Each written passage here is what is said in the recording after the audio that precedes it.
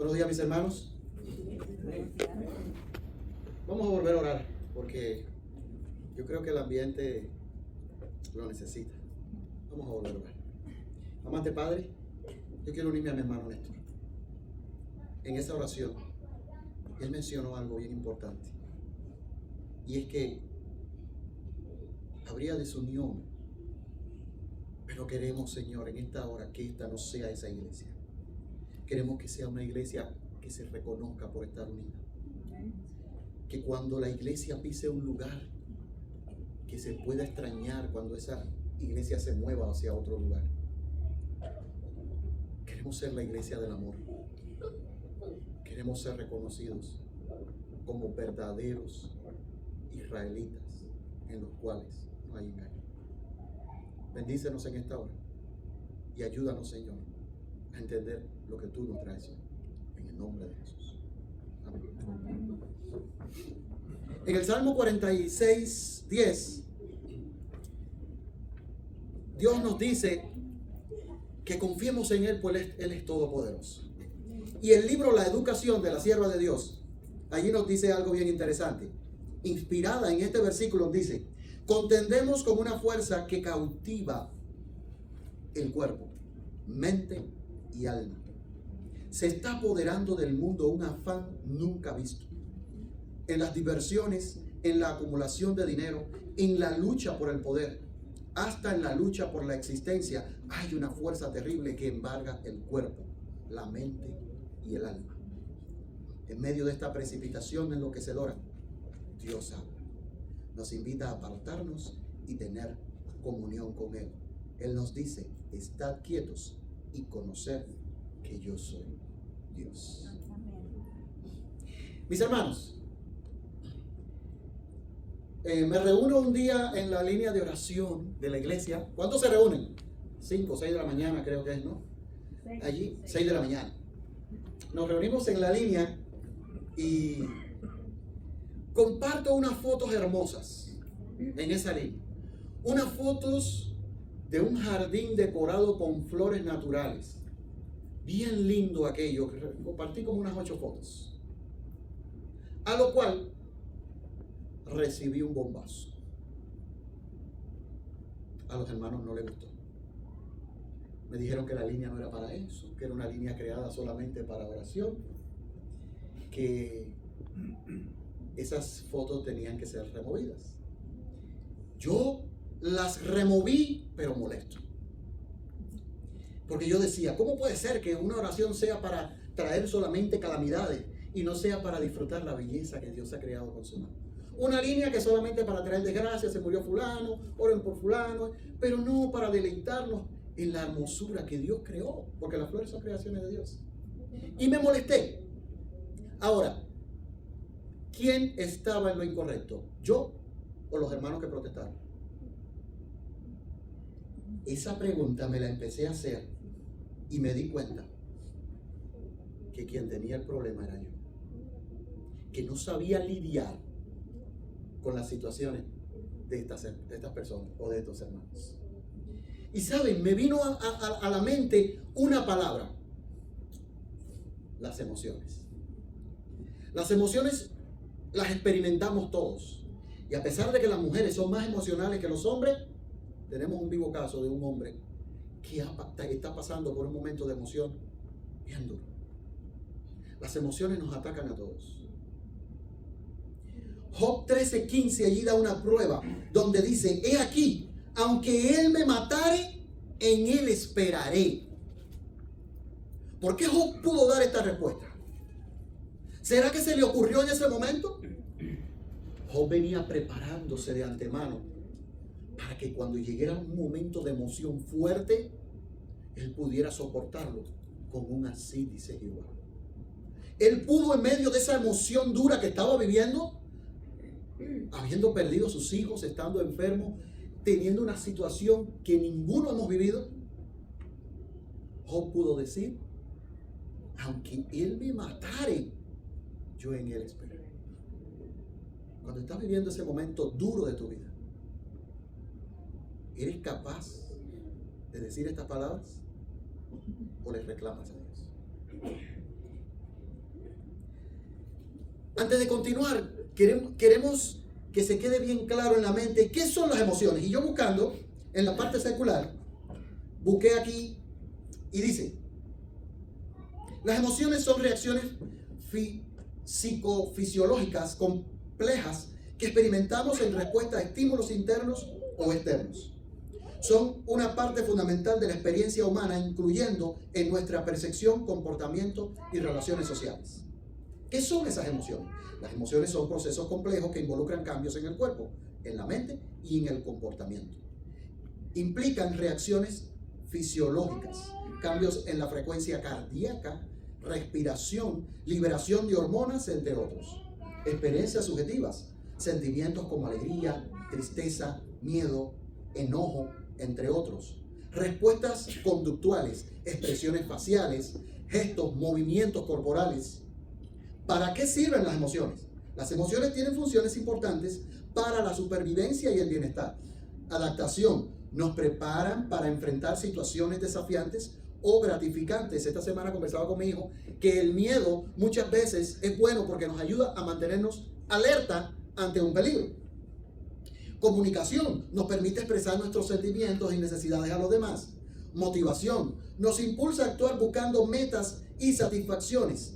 Interacción social, ayudan a establecer y mantener relaciones. Los tipos de emociones, aunque existen muchas, se suelen hablar de las emociones básicas como la alegría, tristeza, miedo, enojo, asco, sorpresa. Las emociones secundarias son en combinaciones. Emociones básicas como culpa, vergüenza, envidia, admiración. Emociones positivas, alegría, amor, gratitud, entre otras. Emociones negativas, miedo, tristeza, enojo, y entre otras. ¿Cómo podemos regular las emociones? Dice, es importante aprender a conocer y regular nuestras emociones. Conocimiento emocional, identificar y comprender nuestras emociones. Expresión emocional, comunicar nuestros sentimientos de manera saludable. Regulaciones negativas, miedo, tristeza, enojo, entre otras. Aprender a manejar las emociones intensas o difíciles. Las emociones son una parte integral de la experiencia humana, influyendo en nuestra adaptación, comunicación, motivación y relaciones. Aprender a conocerlas y expresarlas, regularlas, es fundamental para el bienestar emocional y social, que fue exactamente lo que hizo Job. Aprendió a regular sus emociones y en el momento crítico pudo decir, aunque él me matara, yo con todo esperaré en él.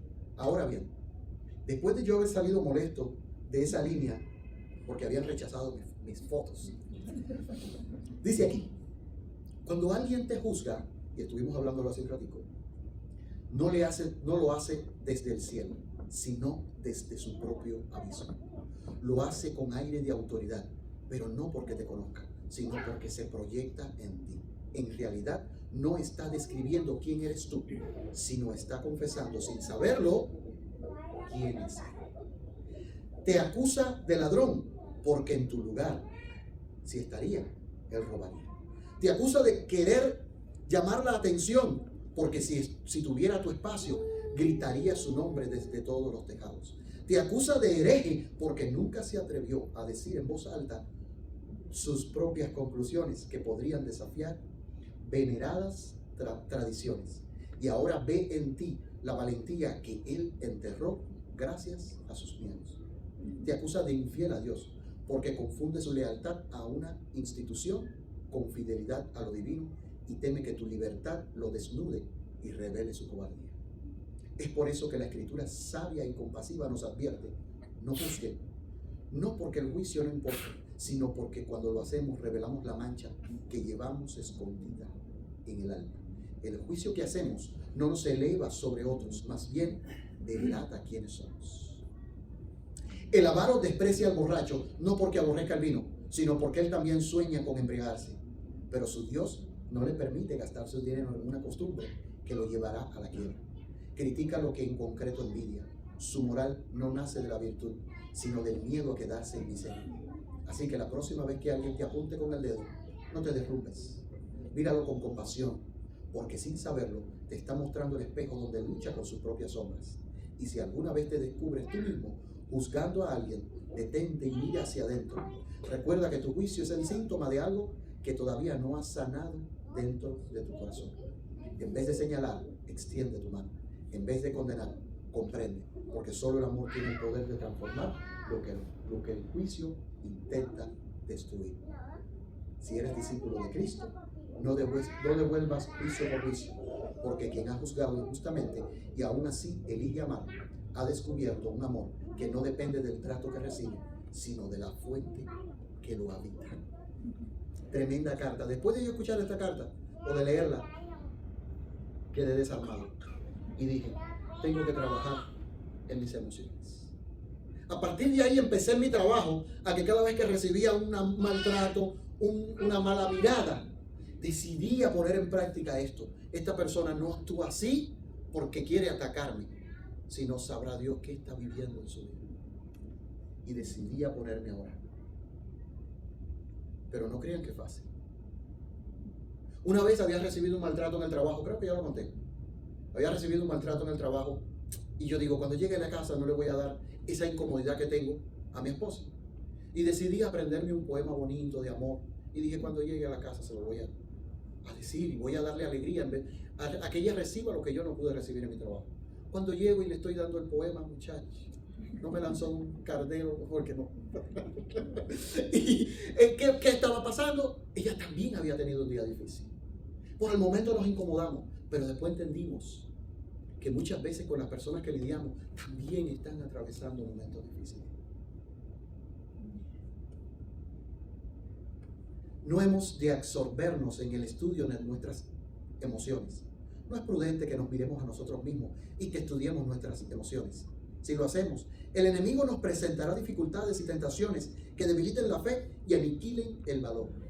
El fijarnos por demás en nuestras emociones y ceder a nuestros sentimientos es exponernos a la duda y enredarnos en perplejidades, que en vez de mirarnos a nosotros mismos, miremos a Jesús.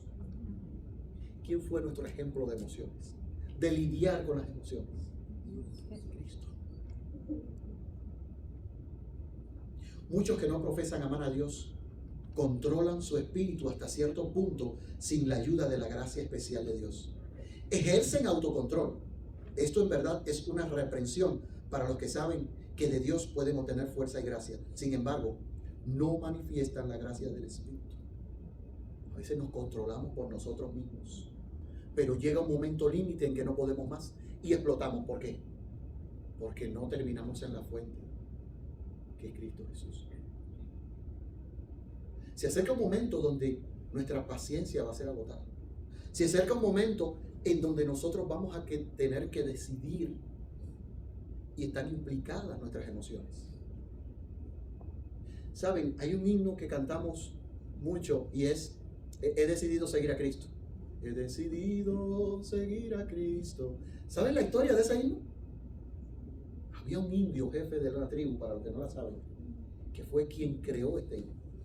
Este hombre había recibido el evangelio, pero las demás personas de su tribu no.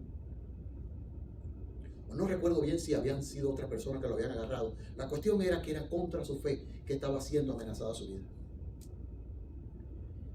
Pusieron un cuchillo en la garganta de su esposa y le dijeron a él: niega a Cristo o cortaremos el cuello de tu esposa. Y él empezó a cantar la primera estrofa de ese himno: he decidido seguir a Cristo. Y cuando terminó, no vuelvo atrás, no vuelvo atrás, cortaron el cuello de la esposa.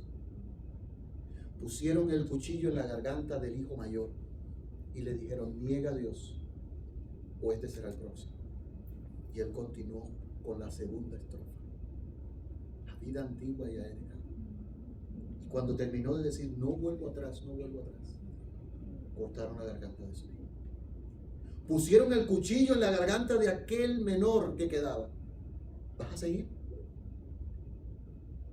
Y él terminó cantando la última estrofa de ese himno. Al final, él también fue degollado. Y aunque meses después, toda esa región conoció el evangelio y conoció a Cristo por ese testimonio, a él le tocó decidir. Él tuvo que lidiar con sus emociones, como vamos a ser cada uno de nosotros probados con nuestras emociones. A veces nuestros hijos nos manipulan. A veces nuestros cónyuges nos manipulan.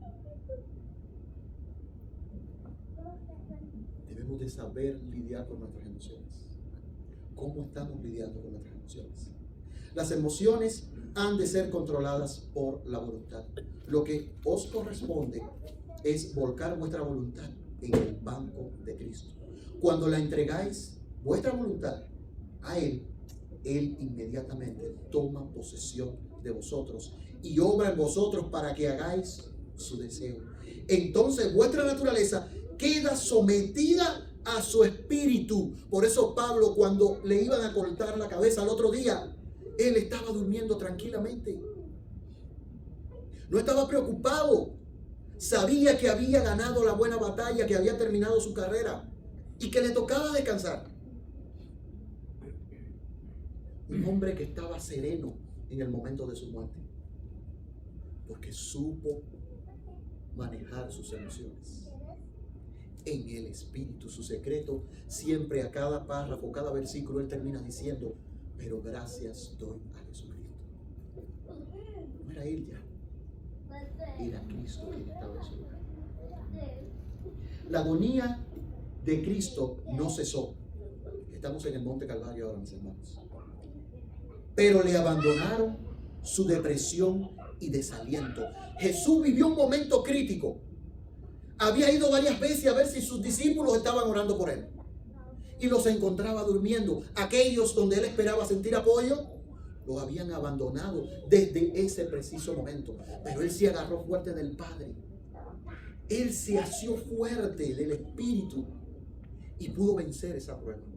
Tanto así que la agonía de Cristo no cesó, pero le abandonaron la depresión y el desaliento. La tormenta no se había apaciguado, pero el que era su objeto fue fortalecido para soportar su furia. Salió de la prueba sereno y henchido de calma. Una paz celestial se leía en su rostro manchado de sangre. Había soportado lo que ningún ser humano hubiera podido soportar, porque había gustado los sufrimientos de la muerte por todos los hombres. En medio de la crisis, en medio del momento difícil, ¿qué tienes que hacer? Buscar a Dios. Buscar a Dios. Quizás la crisis no se acabe en ese preciso momento, pero cuando tú te pares de tus rodillas, tu rostro iluminará el rostro de Cristo. Anás quedó callado por la decisión de la respuesta, temiendo que Cristo dijese acerca de su conducta algo que él prefería mantener encubierto. Nada más le dijo por el momento. Y uno de sus oficiales, lleno de ira, al ver a Anás reducido al silencio, hirió a Jesús en la cara diciendo: así respondes al pontífice. Cristo replicó sanamente: si he hablado mal, da testimonio del mal. Y si bien, ¿por qué me hieres? No pronunció hirientes palabras de represalia. Su serena respuesta brotó de un corazón sin pecado, paciente y amable, a prueba de la provocación. Cuando eres provocado por esa persona que te saca los demonios, ¿cómo actúas? ¿Cuál es tu actuación hacia esa persona en ese momento? ¿Quieres devolverle el golpe? ¿Quieres contestarle para atrás? Este es el momento, mis hermanos, de prepararnos. Este es el momento de lidiar con nuestras emociones, de saberlas llevar por el camino correcto. Anoche conversaba en casa de mi suegra sobre eso, sobre lo mal que me había sentido cuando yo había publicado esas fotos y me las habían rechazado. ¿Mi propósito era bueno? Sí, pero no estaba mi alegría. Estaba contento esa mañana, estaba alegre, creía yo que estaba en el gozo de Dios, pero nada más lejos de la verdad. Tenía un gozo humano, porque al recibir un rechazo, lo que me dio fue molestia, incomodidad y hasta deseo de contestar mal. ¿Qué espíritu dejo yo que controle mis emociones? ¿Qué espíritu estoy dejando yo que tome la decisión de controlar mis emociones? Cada mañana, repite: Señor, ayúdame hoy a estar preparado para recibir tu espíritu. Porque muchas veces el espíritu está dispuesto, pero la carne no lo deja entrar. Si leemos la historia de Sansón, tristemente tengo que leer allí, y el espíritu venía sobre Sansón. ¿Por qué el espíritu tenía que venir sobre Sansón? Porque se salía, lo abandonaba. Y esta mañana estudiábamos en la lección que el deseo de Dios es vivir con nosotros. Por eso creó el tabernáculo en medio de su pueblo. ¿Quieres que Dios sea tu invitado de honor? ¿Quieres que Dios sea quien controle tus emociones? Pues en esta mañana cierra tus ojos y vamos a orar. Amante Padre, en esta hora queremos entregar nuestras emociones en tus manos, Señor. Si hemos venido disgustados con nuestros cónyuges o nuestros hijos, Padre, que podamos arreglar eso al llegar a casa. Si ha habido alguna situación, Padre, con nuestros compañeros de trabajo, algún vecino, que podamos arreglarlo lo más pronto posible. Pero damos la fuerza, Padre Santo. Solo no podemos. La carne nos ala a hacer lo contrario. La carne no quiere nada que ver con tu espíritu. Por eso hoy, Señor, entregamos nuestra voluntad en nuestras manos, porque con el libre albedrío que tenemos, hoy decidimos que seas tú quien nos controle, Señor. Que seas tú quien inunde nuestras vidas, Padre Santo. Y que nos ayude a ser agentes de paz. Que cuando alguien nos llame, que podamos cargar grandemente tu Espíritu Santo para poderle darle paz a esa persona que llama en congoja, Padre. Padre, que la idea de llamar a cada hermano y orar no sea solamente de nuestra hermana Italia, sino que sea de cada una de las familias aquí representadas. Porque como oré hace un rato, queremos ser la iglesia reconocida por el amor, reconocida porque sabe trabajar con los sentimientos, porque no se amedrenta ante cualquier situación que el enemigo nos quiera hacer, Padre. Señor, en el mundo espiritual que existe, se preparan cada día trampas para cada uno de nosotros, Señor. Yo te pido que en el nombre de Jesús esas trampas puedan quedar destruidas en este preciso momento, Padre. Queremos irnos a nuestros hogares, Señor, con tu Espíritu Santo, henchidos de tu Espíritu Santo, y que seamos una casa para tu Espíritu, la cual nunca Él salga de ella, Padre. Amén. Gracias, Señor. Muchas gracias. En el nombre de Jesús. Amén.